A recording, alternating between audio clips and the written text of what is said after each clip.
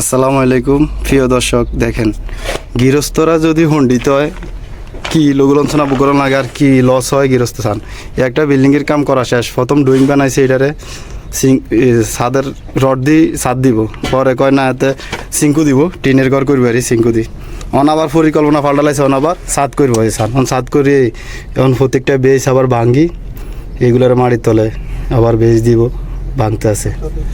কত রিক্সের কাজ, মানে গৃহস্থ যদি হন্ডিত হয় তাহলে কি লোকসান হয় চান সে ভাঙেন।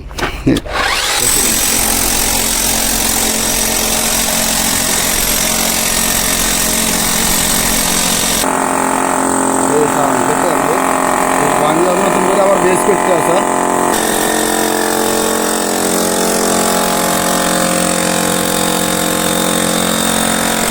এই জানে প্রত্যেকটা বেজ অনেকভাবে আবার প্রত্যেকটা কলম ভাঙতে আছে চান, দেখছেন নিয়ে এই প্রত্যেকটা কলম, মানে কাজটা যে একটা টিকসই আছিল টিকসইটা দুর্বল হয়ে গেছে কাজের। গৃহস্থ হন্ডি তৈলে এরকম হয়, এইভাবে প্রত্যেকটা মায়েদের প্রত্যেকটা বেজ আবার ভাঙি বেজগুলো করতে আছে। এই সামান্য একটু একবারের কামন কভার করা লাগে, আর কাজটা আরও টিকসই কমে গেছে।